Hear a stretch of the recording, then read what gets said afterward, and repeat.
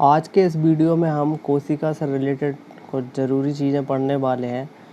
और कोशिका से रिलेटेड प्रत्येक एग्ज़ाम हो, चाहे व्यापम हो, चाहे पीएससी हो, चाहे एसएससी हो, हर एग्ज़ाम में कुछ ना कुछ पूछा ही जाता है। तो आप इस वीडियो को शुरू से लेकर लास्ट तक देखिएगा, ठीक है, क्योंकि ये वीडियो बहुत ही ज़्यादा उपयोगी होने वाला है आपके नॉलेज के लिए। सबसे पहले हमारे दिमाग में है क्वेश्चन उठता है कि कोशिका क्या है, ठीक है। तो हम कोशिका से रिलेटेड बातें करेंगे। तो अति सूक्ष्म जीवों को छोड़कर सभी जीवधारियों का शरीर बहुत से छोटे छोटे कोशिकाओं का बना होता है। इन कोशिकाओं को कोशिका कहते हैं। तो जीवन संबंधी सभी क्रिया इन्हीं कोशिकाओं के अंदर होती हैं। अतः कोशिका जीवों की संरचनात्मक व क्रियात्मक इकाई कहलाती है। कोशिका शब्द की उत्पत्ति लैटिन भाषा के कैल्युला शब्द से हुई है, जिसका अर्थ एक कोष्ठ या छोटा कमरा है। तो कोशिका के अध्ययन को साइटोलॉजी कहा जाता है और वर्तमान में इसे कोशिका सिद्धांत भी कहा जाता है। तो सभी जीव जंतु वनस्पतियों कोशिकाओं से बने हैं और एक कोशिका स्वयं में ही एक संपूर्ण जीव हो सकता है, जैसे अमीबा, पैरामीशियम, बैक्टीरिया। इन्हें एक कोशिकीय जीव कहते हैं। एक कोशिकीय जीव जैसे कि अमीबा अपने भोजन को अंतःग्रहण, पाचन व श्वसन, उत्सर्जन, वृद्धि व प्रजनन भी करता है।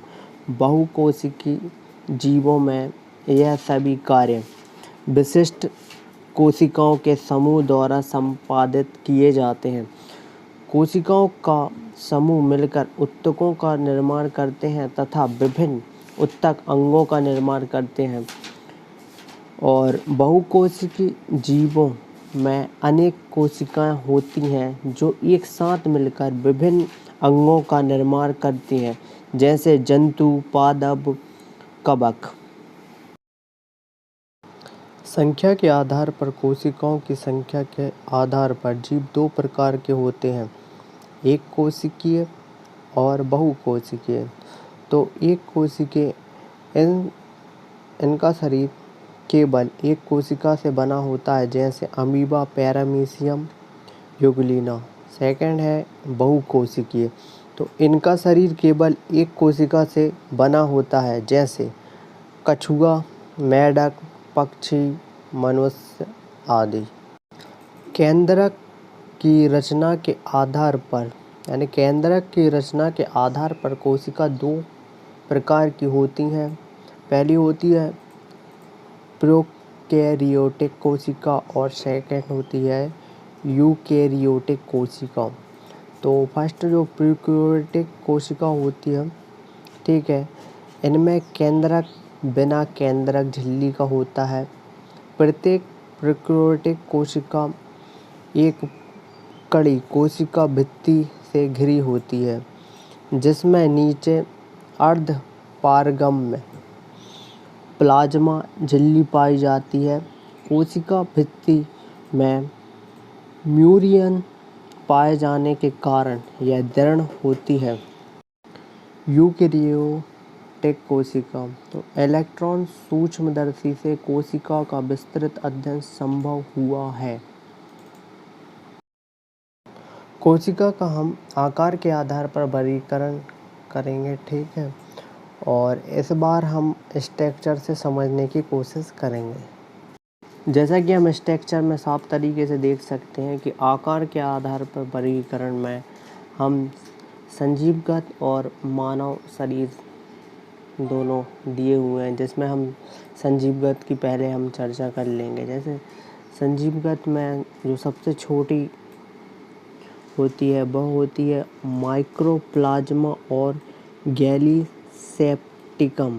ठीक है। और सेकंड जो कि सबसे बड़ी होती है संजीव जगत में, वो होती है शुतुरमुर्ग का अंडा, जो कि प्रमुख रूप से 170 x 135 मिलीमीटर का होता है, ठीक है।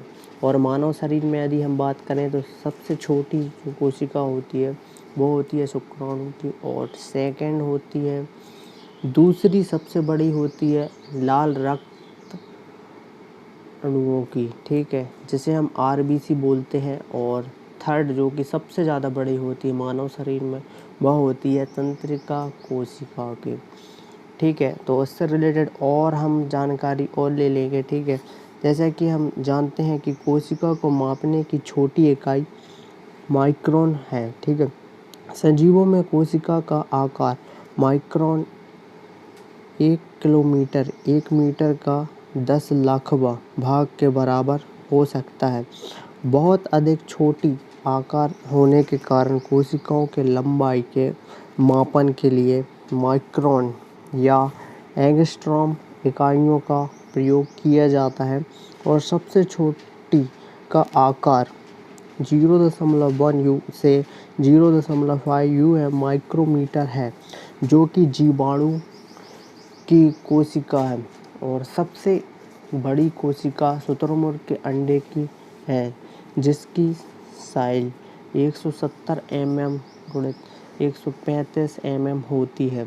किसी कोशिका के साइज का संबंध किसी पौधे व जंतु के आकार से नहीं होता है। कोशिका के आकार का संबंध सब उसके प्रकार्य से है।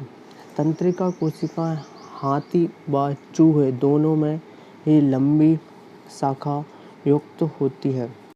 और मनुष्य के शरीर में सबसे बड़ी कोशिका, जिसे हम इंग्लिश में सेल बोलते हैं, तंत्रिका कोशिका होती है। और जन्म के बाद मनुष्य के तंत्रिका ऊतक में कोई भी कोशिका विभाजन नहीं होता है। तो कोशिकाएं विभिन्न आकृति की होती हैं और कोशिकाएं प्रारंभिक अवस्था में वृत्ताकार होती हैं, परंतु विभेदन एवं वृद्धि के कारण कोशिकाओं का आकार प्राय गोलाकार, अंडाकार, बहुभुज, आयताकार या अधिक लंबा हो सकता है। कोशिका, तो कोशिका का संरचनात्मक संगठन, जिसमें हम देख सकते हैं कि जिस प्रकार किसी कारखाने में अनेक वस्तुओं का निर्माण अनेक मशीनें व कर्मचारी करते हैं, ठीक उसी प्रकार कोशिका में भी विभिन्न पदार्थों का नियोजन, निर्माण, नियंत्रण व समन्वय अलग अलग कोशिका का अंग करते हैं। जैसा कि इस स्ट्रक्चर में पहले हमें कोशिका भित्ति दिया है, फिर उसके बाद जीव द्रव और फिर रिक्तिकाएँ दिया है। तो सबसे पहले हम कोशिका भित्ति के बारे में चर्चा कर लेंगे, ठीक है। जैसे कि कोशिका भित्ति, पादप कोशिका चारों ओर से एक दीवार से घिरा होती है, जिसे कोशिका भित्ति कहते हैं। और इसका निर्माण कोशिका द्रव्य से पदार्थों के स्त्रावण से होता है। दो कोशिकाओं की कोशिका भित्ति के बीच में पेंटिन और कार्बोहाइड्रेट का बना एक स्तर होता है, जिसे मध्य पटलिका कहते हैं। इस मध्य पटलिका के दोनों ओर सेल्यूलोज की एकाएक परत कम जाती है, जिसे कोशिका द्रव्य स्रावित करता है और इसे प्राथमिक भित्ति भी कहते हैं। कोशिका भित्ति मात्रा प्राथमिक भित्ति एक ही सीमित रह सकती है। यह कुछ कोशिकाओं में इसके अतिरिक्त भीतर की भी और द्वितीयक भित्ति भी बन सकती है, जो सेल्यूलोज और लिग्निन को बनी होती है। कोशिका भित्ति जंतु कोशिकाओं में नहीं पाई जाती, ठीक है। इससे बहुत ही इम्पोर्टेंट चीज़ है जो कई बार आ चुकी है, यही है कि कोशिका भित्ति जंतु कोशिकाओं में नहीं पाई जाती है। अब हम जीव द्रव्य के बारे में चर्चा करेंगे, ठीक है। ये बहुत ही ज़्यादा महत्वपूर्ण है। यदि आपको एक बार में नहीं समझ में आता तो आप दूसरी बार फिर से पुनः वीडियो को सुन सकते हैं, ठीक है। तो हम स्टार्ट करते हैं। कोशिका के अंदर संपूर्ण जीवित पदार्थ को जीव द्रव्य कहते हैं। और जूलियस हक्सले के अनुसार जीव द्रव्य जीवन का भौतिक आधार है। जीव द्रव्य एक गाढ़ा तरल पदार्थ होता है जो स्थान विशेष पर नामों द्वारा जाना जाता है। द्रव्य कला तथा केंद्रक के मध्यवर्ती स्थान में पाए जाने वाले जीव द्रव्य को कोशिका द्रव्य और केंद्रक झिल्ली भी के भीतर पाए जाने वाले जीव द्रव्य को केंद्रक द्रव्य कहते हैं। कोशिका का यह भाग कोशिका की समस्त जैवीय प्रक्रियाओं का केंद्र होता है। इसे इसलिए सजीव कहा जा सकता है। जीव वैज्ञानिक इसे जीवन का भौतिक आधार नाम से संबोधित करते हैं। आधुनिक जीव वैज्ञानिकों ने जीव द्रव्य का रासायनिक विश्लेषण करके यह तो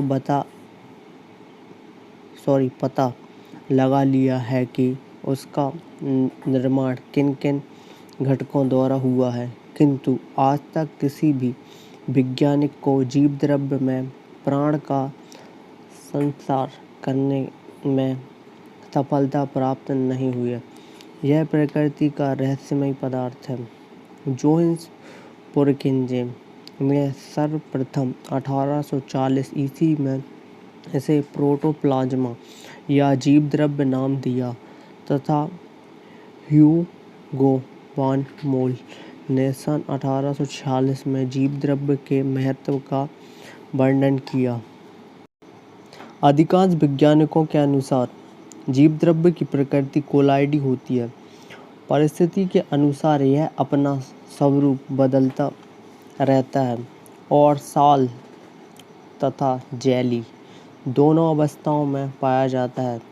जब जीव द्रव्य अर्ध तरल अवस्था में होता है तब इसे सॉल एवं जब अर्ध ठोस अवस्था में होता है तब इसे जेली कहते हैं।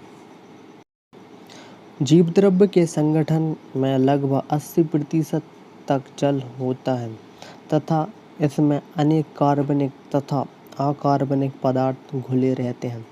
कार्बनिक पदार्थ में कार्बोहाइड्रेट, वसा, प्रोटीन, न्यूक्लिक अम्ल तथा कुछ एंजाइम मुख्य हैं।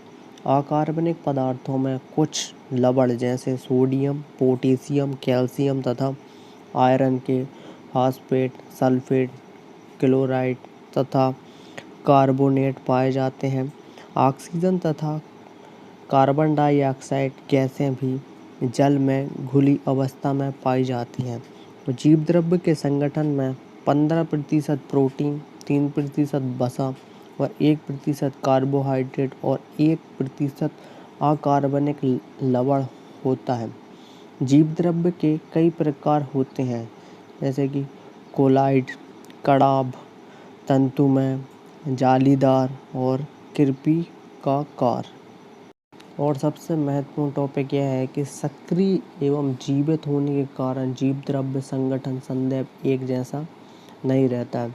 इसलिए जीव द्रव्य का निश्चित संरचना बताना कठिन है, लेकिन प्राप्त आंकड़ों के आधार पर यह एक जटिल मिश्रण बताया जाता है।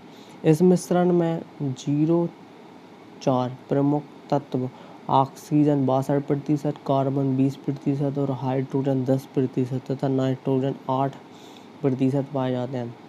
जीव द्रव्य रासायनिक दृष्टिकोण से एक जटिल बहुकलीय कोलाइडी तंत्र माना जाता है, जिसमें पदार्थों का संगठन कुछ इस तरह से होता है कि उसमें जीवन के लक्षण आ जाते हैं। जीव द्रव्य के 0.2 प्रमुख भाग, एक यानी कोशिका द्रव्य, सेकंड है केंद्रक होते हैं। जीव द्रव्य के जैविक लक्षणों के कारण ही जीवधारियों में गति या चलन, पोषण, उपापचय, श्वसन, उत्सर्जन, उत्तेजना, अनेक सजीव रचनाएं पाई जाती हैं, जिन्हें कोशिकांग व सजीव अंतर्वस्तुएं एवं निर्जीव पदार्थ व संरचनाएं जिन्हें निर्जीव अंतर्वस्तुएं कहते हैं। कोशिका द्रव्य एक जीवित अर्ध पारदर्शी जीवित कणिका में होता है, जिसमें विभिन्न प्रकार के अकार्बनिक एवं कार्बनिक पदार्थ जैसे एंजाइम, लवण, खाद्य पदार्थ, वसा, प्रोटीन तथा कार्बोहाइड्रेट घोल या कोलाइड के रूप में पाया जाता है। हेलो दोस्तों, नेक्स्ट वीडियो में हम पादप कोशिका और जंतु कोशिका को बहुत ही अच्छी तरीके से पढ़ेंगे और इनके अंतर को भी समझेंगे, ठीक है। और यदि आपको यह वीडियो अच्छी लगी है तो हमें कमेंट करके बताएं और लाइक ज़रूर करें वीडियो को, ठीक है। और अपने दोस्तों को शेयर भी करें, ठीक है। और हमारे चैनल को सब्सक्राइब करना ना भूलिएगा। धन्यवाद। आपका दिन शुभ हो।